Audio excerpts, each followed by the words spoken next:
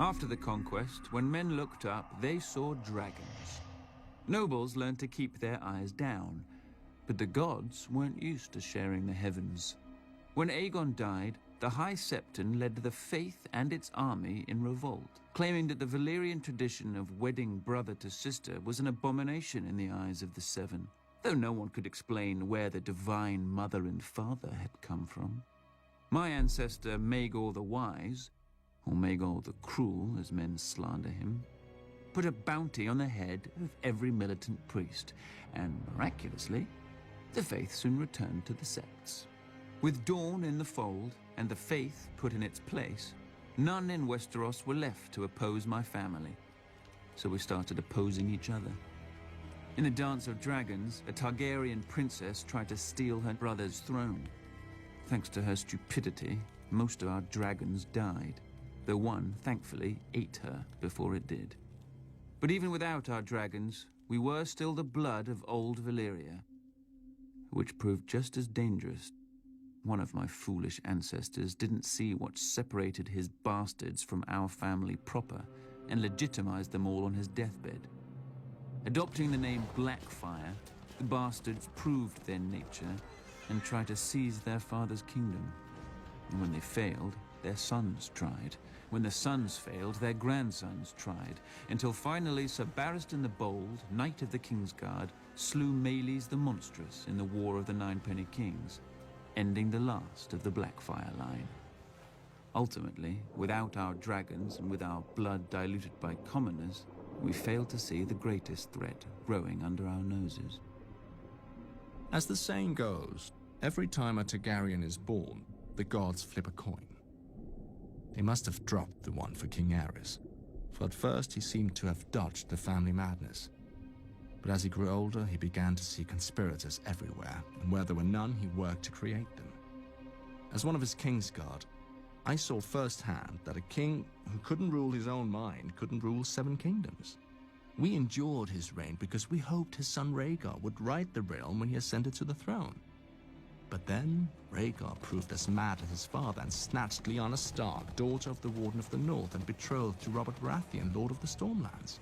When Lyanna's father and eldest brother demanded justice, the Mad King obliged, laughing as he dispensed it.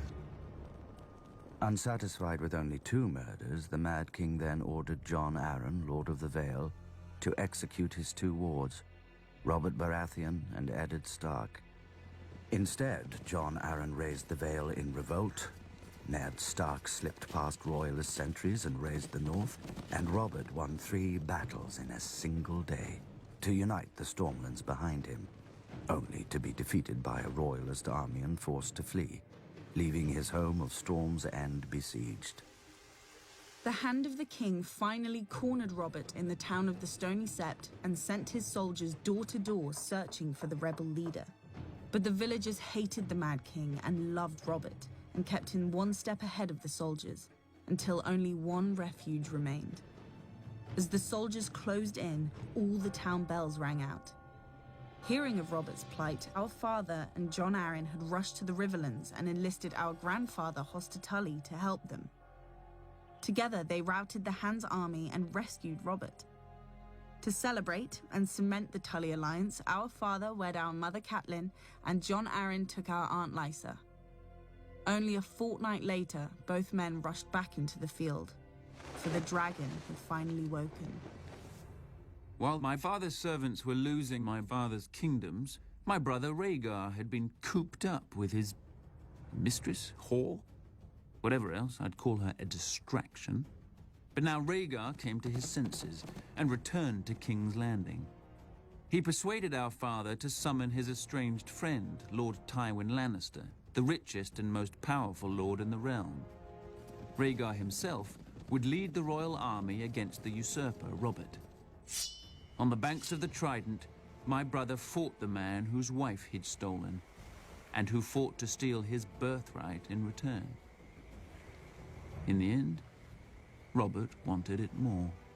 His hammer shattered my brother's armor, and its rubies fell into the river like raindrops, vanishing in the current. With Rhaegar's defeat, Nothing stood between Robert and King's Landing. Imagine the king's surprise a fortnight later when he saw not stags, but lions outside his gates. His former hand, Tywin Lannister, had come to the capital with a force even Robert couldn't match, claiming to be loyal to the king.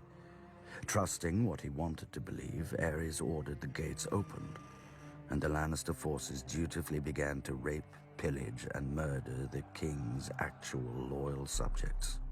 When Eddard Stark finally arrived at the capital with Robert's army, he found Lannister banners hanging over the sacked city, Targaryen corpses littering its streets, and Sir Jaime Lannister sitting on the Iron Throne. Below him, the Mad King Aerys, whom Sir Jaime had sworn to guard, lay in a pool of his own blood from a sword thrust through his back. Lord Eddard might have thanked Sir Jaime for doing the realm a favor, but honorable as he was, Lord Eddard condemned Sir Jaime as a kingslayer, a name he would never escape. Unlike Lord Eddard, Robert appreciated my contribution to his glorious victory. He pardoned me for my crime and even kept me on his Kingsguard beside Sir Barristan Selmy, who'd been wounded at the Triton fighting for Rhaegar. True, both of us had failed to protect our Targaryen charges, but perhaps that's what Robert liked most about us. When my father presented Robert with the bodies of Rhaegar's wife and 2 children, Ned Stark hiked up his skirts and demanded Robert send their killer to Dorne and me to the Wall. But I saw what Ned couldn't. Robert was ashamed of the bodies, and more ashamed of his relief. He knew that Rhaegar's heirs had to die or his throne would never be safe. But glorious heroes didn't kill children.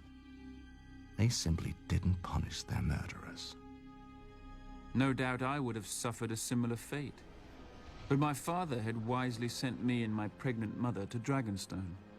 When the usurper heroically sent men to kill me and my newborn sister to protect his stolen throne, a loyal knight smuggled us across the narrow sea to Essos.